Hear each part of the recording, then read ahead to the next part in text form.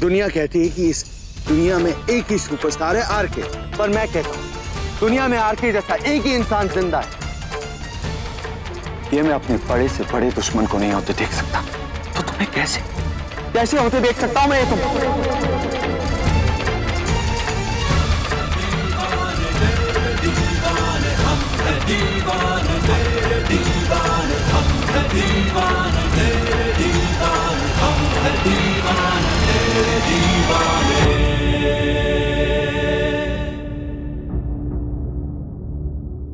कैसा इश्क ये कैसा जुनून है माही, बेकरारी में तू ही करार, तू रह के भी दूर मुझ में है रब्बा, जाने ये कैसा प्यार है। दीवाने तेरे दीवाने, हम है दीवाने तेरे दीवाने, हम है दीवाने तेरे दीवाने, हम है दीवाने तेरे दीवाने।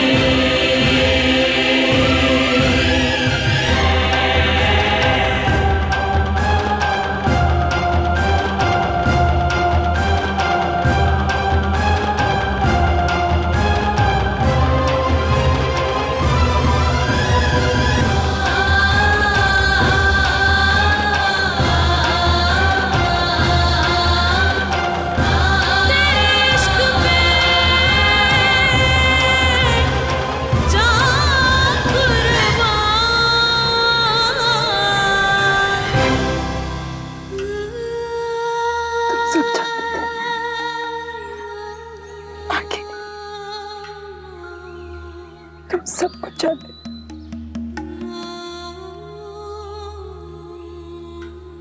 इसलिए तुम नहीं चाहते थे कि मैं वापस जाऊं, ताकि मुझे मालिक के बारे में सब कुछ पता चले। तुम सब कुछ जानते। घर चलो मधु।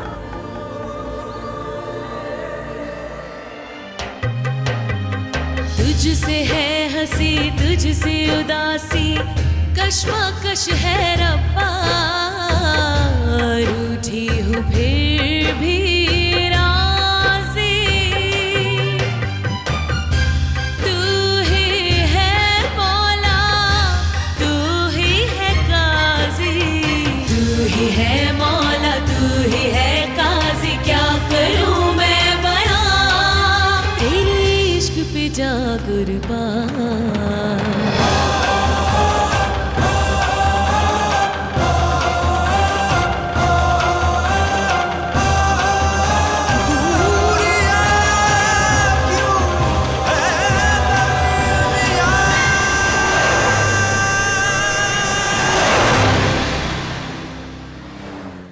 ये 2 टके की मधु, इसको तो मैं।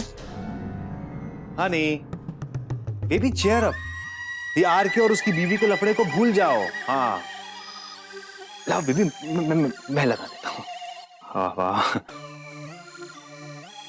बेबी, तुम्हें पता है कि क्या आने वाला है?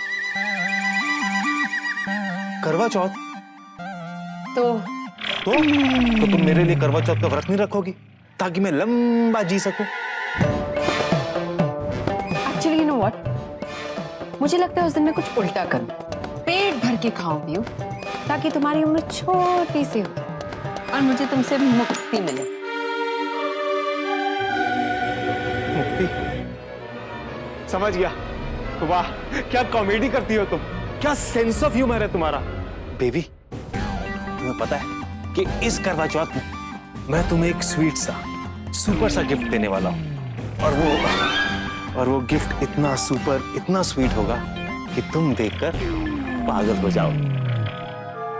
यू नो व्हाट सिकी डार्लिंग, अगर तुमने अपना मुंह बंद नहीं रखा ना, तो तुम्हें मुझे गिफ्ट देने की भी जरूरत नहीं पड़ेगी। पागल तो मैं ऐसे ही हो जाऊंगी।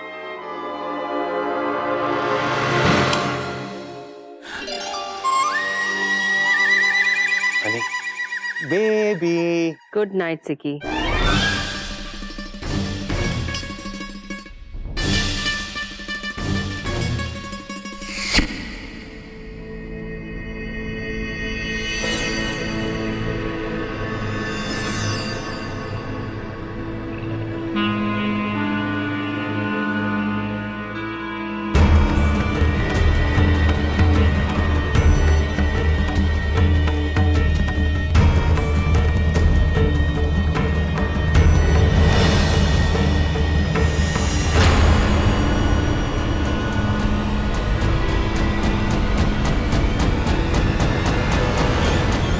वो शराब की बोतलें जिन्हें तुम मेरा घमंड, मेरा शौक समझती हो, वो सिर्फ मेरी एक रात से अगली सुबह तक पहुंचने का सहारा थी।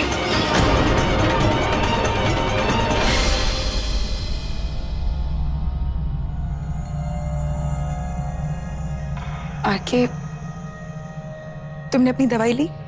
ले ली।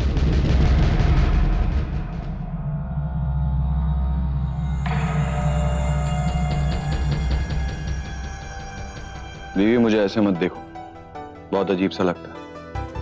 पर आके दवाई के साथ शराब? बीवी, मैं कोई बारिश में भीगता कमजोर क्यूट सा पपी नहीं हूं जिसे ऐसे हमदर्दी से देख रही। मुझे किसी की दया नहीं चाहिए। मैं दया नहीं कर रही हूँ आके, पर बीवी, बहुत रात हो गई है, सो जाओ। Good night.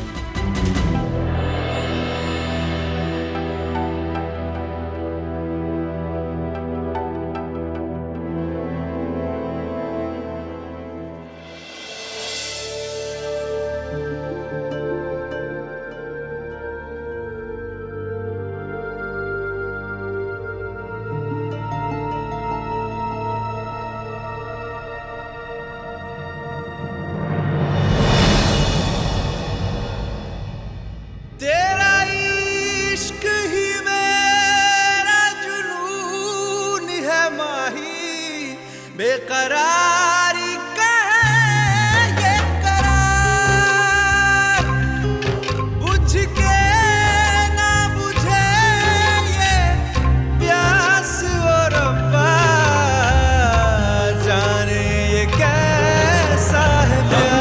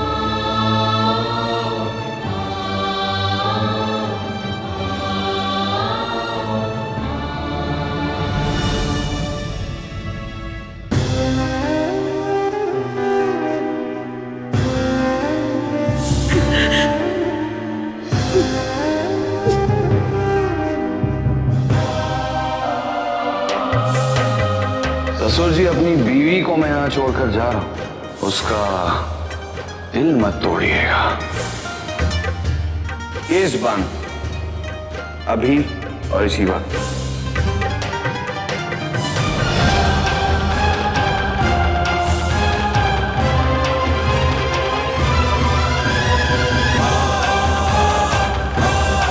तुम मेरा विश्वास करते हो ना? नीचे नीचे कुछ बोल नहीं पाई, रॉकेट देखकर मैं डर गई थी।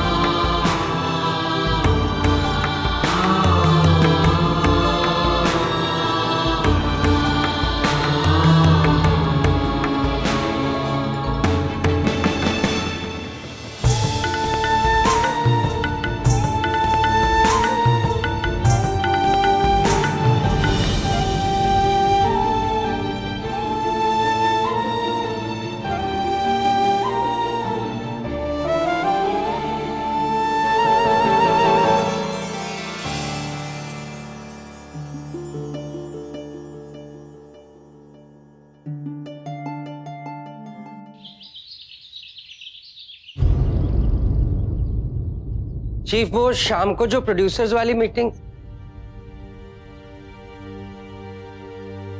चीफ आज इतनी जल्दी तैयार हो गए? हाँ, वो मुझे यहाँ से निकलना है। I mean, वो इंटरव्यू है आज। अरे चीफ, मेरी बात तो सुनिए। इंटरव्यू तो 4-5 घंटे बाद है और आप इतनी जल्दी वहां पहुंच जाएंगे तो उनकी टीम का एक आध कोई ग्लिच लुढ़क जाएगा। बिट्टू जी, मुझे जाना है, आप यही रुको और आप यहाँ रुककर मधु का ध्यान रखें और उसको किसी भी बात की कोई भी तकलीफ नहीं होनी चाहिए। चीफ मैं हूं ना यहाँ, 1 मिनट।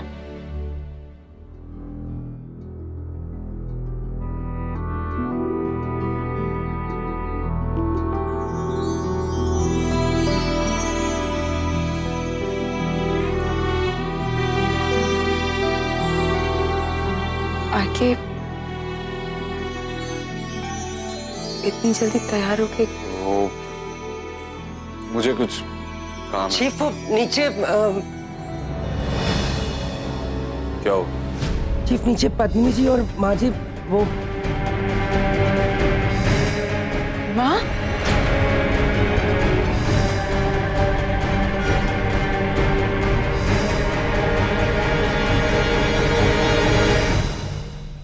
राधा जी मेरी बात का विश्वास कीजिए, मैंने पद्मिनी जी इसमें आपकी कोई गलती नहीं है, इसलिए आपका अपमान करके मैं यहाँ से आपको निकालना नहीं चाहती।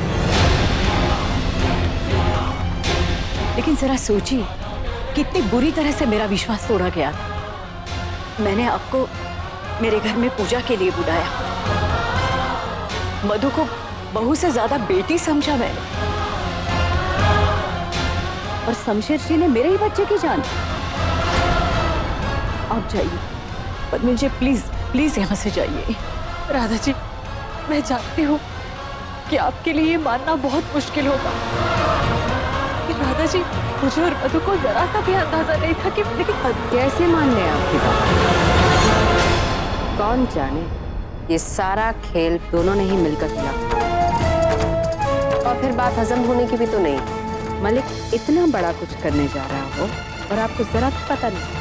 क्यों विश्वास करें आपका? क्योंकि मेरी बेटी ने इस घर का और आप लोगों का विश्वास जीतने के लिए बहुत कुछ किया है दीपाली।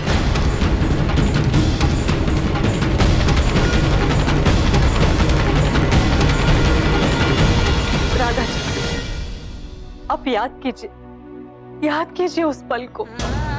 आपने खुद कहा था कि आरके को पैदा आपने किया, लेकिन उसे नई जिंदगी मधु ने दी, उसकी प्रार्थना होने दी है। अगर उसे आरके को मौत ही देनी होती तो उसके लिए प्रार्थना क्यों करती? इस पल को एक बार याद करने की कोशिश कीजिए राधा जी, तो शायद मेरी बच्ची को जिंदगी भर इस तरह विश्वास की परीक्षा नहीं देनी हो। आप शायद भूल रही हैं पद्मिनी जी, आरके की वो हालत होती ही नहीं अगर मलिक ने उस पर गोली नहीं चलाई होती।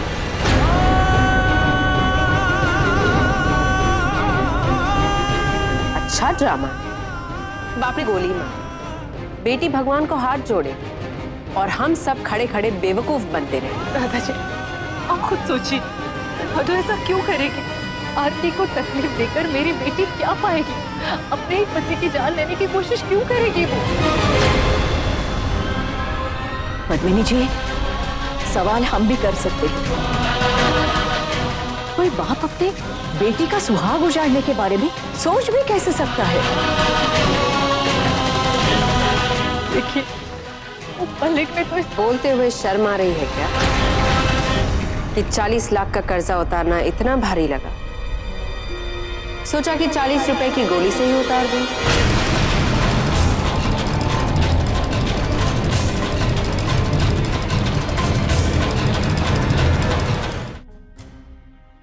एक मिनट पद्मिनी जी,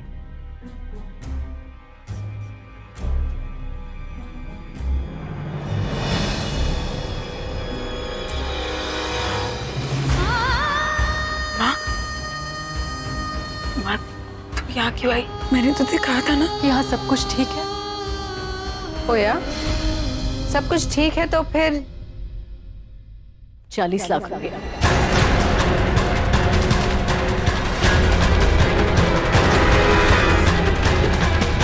कहानी इन्हीं 40 लाख रुपए से शुरू हुई थी। खत्म कर दीजिए और ले जाइए अब उसे। माँ